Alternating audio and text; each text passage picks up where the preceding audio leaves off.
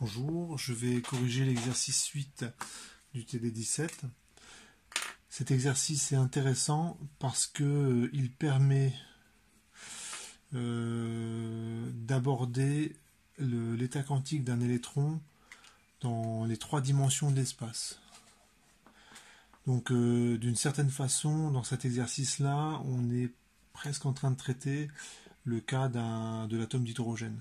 En effet, un atome d'hydrogène, c'est le noyau qui est positif et l'électron qui gravite autour de autour de ce qui est attiré par le noyau qui est chargé positivement. Et donc l'électron, il peut pas s'échapper, il est d'une certaine façon confiné autour du noyau. Et dans la résolution de l'atome d'hydrogène est bon, évidemment assez compliquée. Et dans cet exercice-là, en fait, on traite les choses assez simplement. L'électron, on le contraint à rester dans une boîte. Donc, ça veut dire que X peut varier entre 0 et L, pareil pour Y, pareil pour Z. Et on va obtenir un certain nombre de résultats dont une partie sera encore valable, pas tout évidemment, mais sera encore valable lorsqu'on va étudier la configuration électronique des atomes. Alors nous, cette année, on ne fera pas la résolution de l'équation de Schrödinger pour l'atome d'hydrogène. C'est un petit peu trop technique. Et c'est pour ça qu'il est bien cet exercice-là. C'est-à-dire qu'on touche du doigt quand même un certain nombre de résultats sans les inconvénients des difficultés techniques, où on va calculer pendant des heures et puis à la fin on ne comprend plus trop ce qu'on fait. Alors dans cet exercice-là, donc le modèle, c'est en gros, c'est vous avez une boîte et votre électron, il peut pas sortir de cette boîte.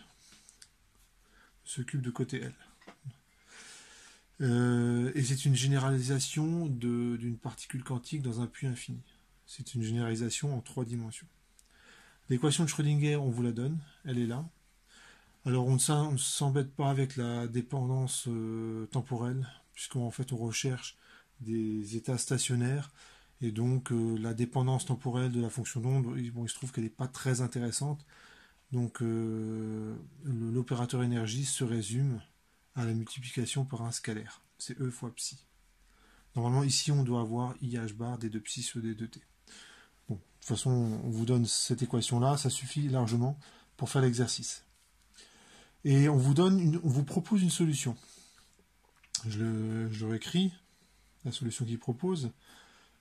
Psi qui dépend de x, y et z, s'écrit sous la forme une constante fois une fonction psi n1 de x, psi n2 de y, psi n3 de z, et la fonction psi de n là qu'on voit ici là,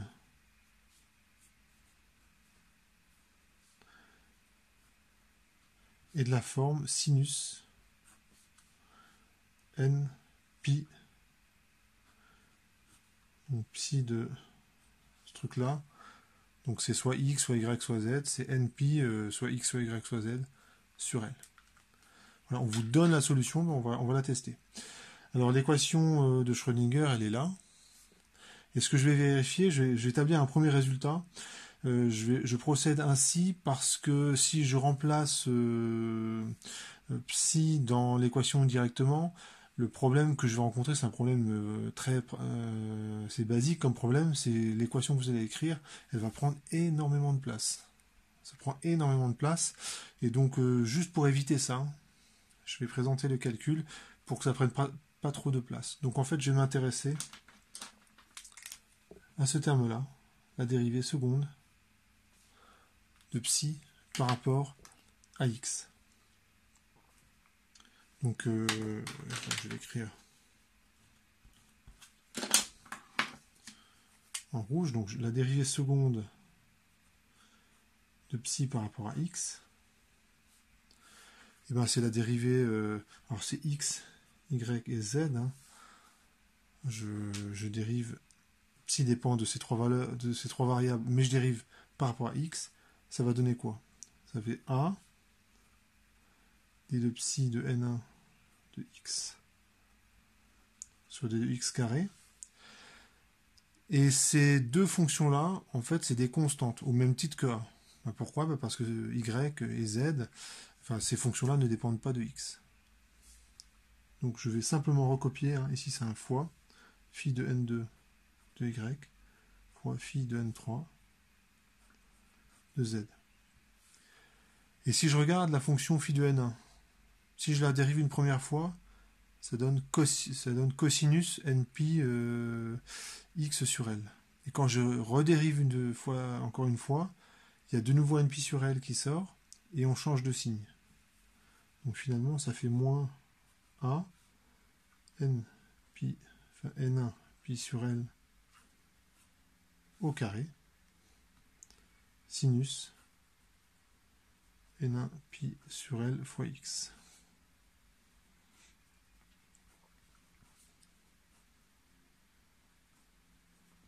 Et quand vous regardez ce truc-là, juste cette partie-là, ben, on reconnaît psi de n1 de x. Donc finalement, j'ai mon résultat intermédiaire. C'est que la dérivée seconde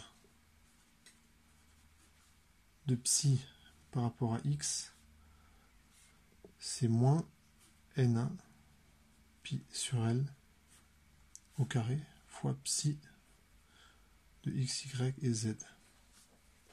Donc dans cet exercice, il faut faire attention au niveau des notations. Hein.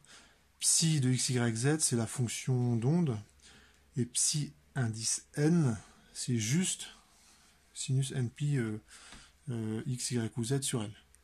D'accord? Donc finalement, j'ai mon résultat. Et ce résultat-là va m'économiser beaucoup de place dans mes calculs. Je vais faire enfin, j'ai le même résultat, évidemment, si je m'intéresse à la dérivée seconde par rapport à y, qui est là, et la dérivée seconde par rapport à z, qui est là. Donc on va de nouveau utiliser un peu de couleur. Si je m'intéresse maintenant à ce terme-là, ce que je vais montrer, ce serait exactement les mêmes calculs. Voilà, si vous avez compris le premier avec x, et ben ça va donner exactement le même genre de calcul lorsque je dérive par rapport à y. Sauf que là, ici, c'est moins n2 pi sur L au carré, psi de x, y, z, qui sort. Et quand je m'intéresse au tout dernier terme, qui est ici, lorsque je fais la dérivée par rapport à z,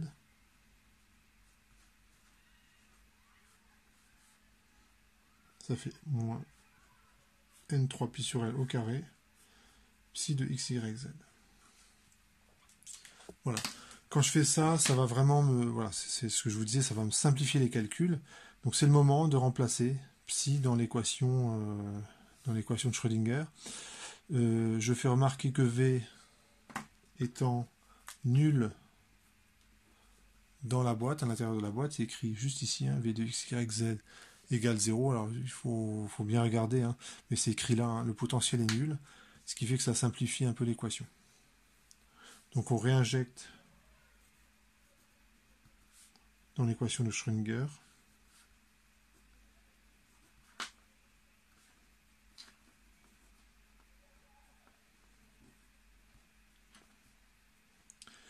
Et ça donne moins h bar carré sur 2m.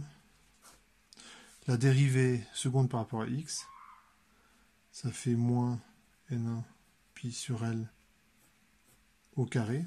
Alors en fait, psi, je vais tout de suite le mettre en facteur. Hein, donc je mets tout de suite en forme, bien en forme mon équation. Ensuite, j'ai la dérivée seconde par rapport à y qui est là. Et ça donne, je le recopie, ça fait moins n2 pi sur L au carré, moins n3 pi sur L au carré. Plus 0 fois psi, 0 c'est le potentiel, est égal à E psi. Et donc tout va bien parce que je constate que psi se simplifie, et donc la solution proposée dans l'exercice, évidemment, convient. Ça donne un résultat qui est... il n'y a pas d'incohérence. Donc une fois que j'ai fait ça, j'ai mon résultat. L'énergie qui cette fois-ci dépend de 3 entiers, N1, N2, N3, c'est H bar carré sur pi carré sur 2ml carré. Il me reste N1 carré plus N2 carré plus N3 au carré. Normalement c'est bon. À titre de comparaison, pour le puits de potentiel infini en une dimension, j'avais la même chose, sauf que j'avais que un seul indice, petit n au carré, ici. Donc bon, évidemment on retrouve le même genre d'exercice. Et quand j'ai fait ça, j'ai répondu à la question A et à la question B en même temps. Question C, on vous demande les 6 niveaux, les 6 énergies les plus basses d'une particule dans le puits, etc. Et c'est là que c'est intéressant par rapport au cours sur la configuration électronique des atomes. Donc j'en reparlerai dans un instant. Je vous fais remarquer que avec 3 dimensions, il faut 3 nombres quantiques pour décrire l'état de l'électron ou de la particule dans la boîte. On vous demande les 6 niveaux d'énergie les plus bas. Donc ce que je vais faire, c'est que je vais tester en fait. Je vais prendre N1 égale 1, N2 égale 1, N3 égale 1. Je sais que c'est la plus petite valeur possible.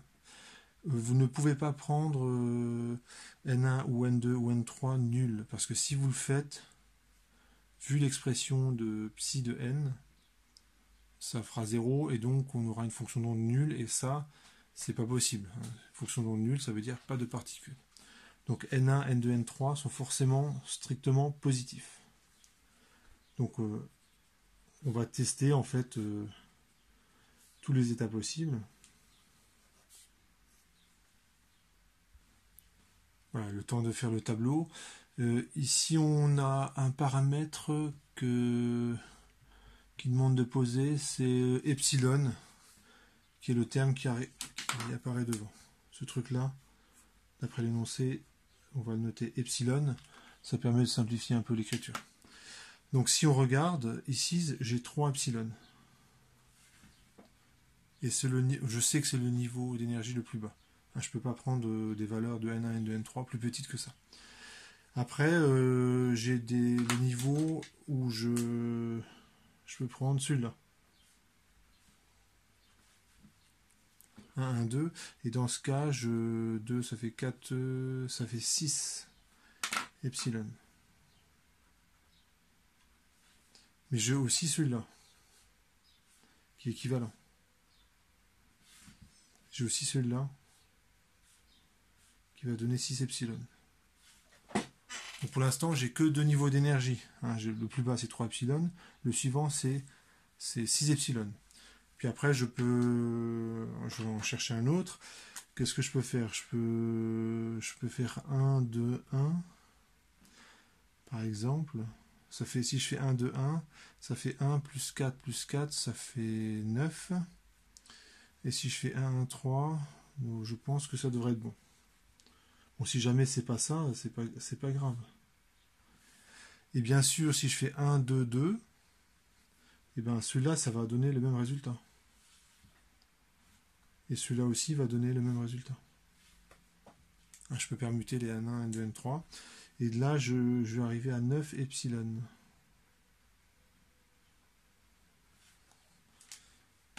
Je vais continuer sur la page suivante. Voilà, le temps de faire le tableau. Alors, j'essaye, si je prends 2, 2, 2, ça fait 4 plus 4 plus 4, quand je mets au carré. Ça fera 12. Je pense qu'on peut faire mieux en faisant 1, 1, 3. Ça fait 9, ça fait 11. Ouais, effectivement, si je prends 1, 1, 3, j'ai 1, 1, 3. Alors évidemment, je peux aussi faire ça. 1, 3, 1. et 3, 1. Et dans ce cas, j'arrive à 11 epsilon. Juste après, donc là j'ai déjà 1, 2, 3, c'est mon 4e niveau. Il faut que je continue. Alors, tiens, je vais prendre cette couleur. Je peux prendre 2, 2 et 2. Là, par contre, il n'y a qu'une seule possibilité, hein, parce que si je permute, en fait, je retombe sur le même état. Et là, j'arrive à 12 epsilon. Ça, c'est mon 5e niveau, donc en fait, il m'en faut encore un. Après, on peut continuer, hein, si on a envie, hein, évidemment. Mais vous avez compris que plus ça va, et plus je vais avoir de possibilités pour obtenir le même niveau d'énergie. Si je fais... qu'est-ce que je pourrais faire pour... si j'essaye 1, 2 et 3, ça fait 9 plus 4 plus 1, ça fait 14. Ouais, ça pourrait être pas mal. Si j'essaye, est-ce que je pourrais 14, est-ce que je peux arriver à 13? Je crois pas. Ouais. Alors je vais prendre quelle couleur, celle-là. Je vais essayer 1, 2 et 3. Alors là, au niveau des permutations, il y en a pas mal. 1, 2 et 3. Je peux permuter ces deux-là. Ça fait 1, 3 et 2. Après, je peux essayer... je mets le 1 ici. 2 et 3. 3, 1, 2. Puis après, je mets le 1 ici. 2 et 3. 3 et 2. Donc tout ça va me donner la même énergie. J'ai juste permuté les N1 et le N3. Et ça va me donner, sauf erreur, 14 epsilon.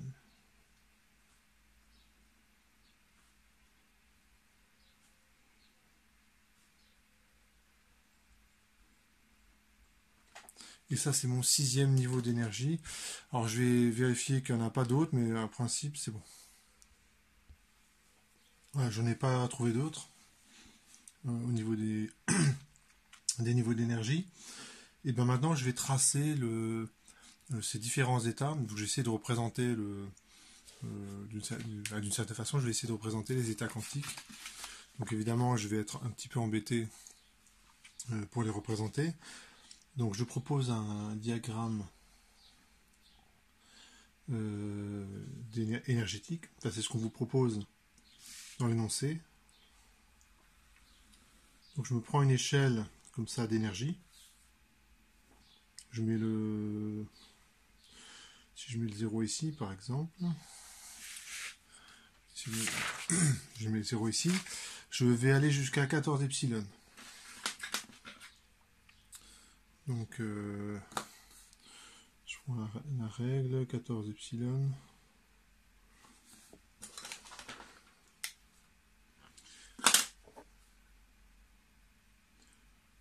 Voilà, faut que je prenne un petit peu plus de place. Et comme ça, epsilon, je pourrais prendre comme échelle 1 cm.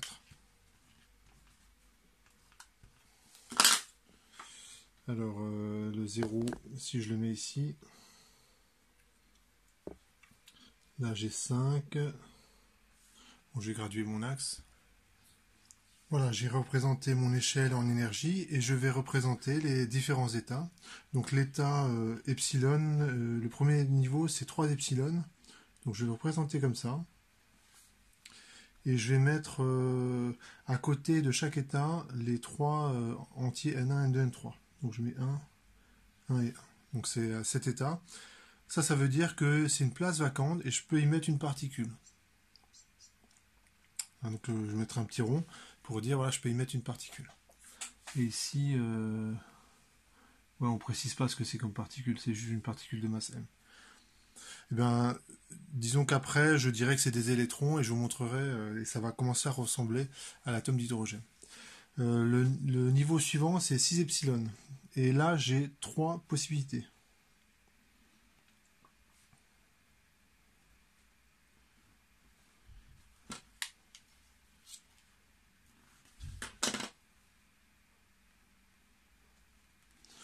Donc vous avez 1, 1, 2, 1, 2, 1 et 2, 1, 1. Ensuite, j'ai 9 epsilon. Et là, j'ai de nouveau 3 possibilités.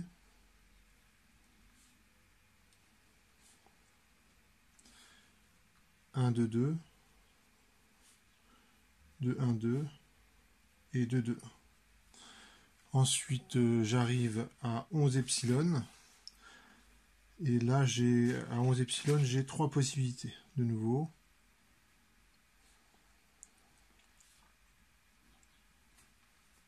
Donc à 11 epsilon, c'est 1, 1, 3. 1, 3, 1. 3, 1, 1. Ensuite, à 12 epsilon, j'ai qu'une seule possibilité.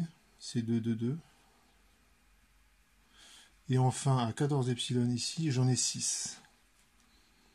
Donc ça fait 1, 2, 3, 4, 5 et 6.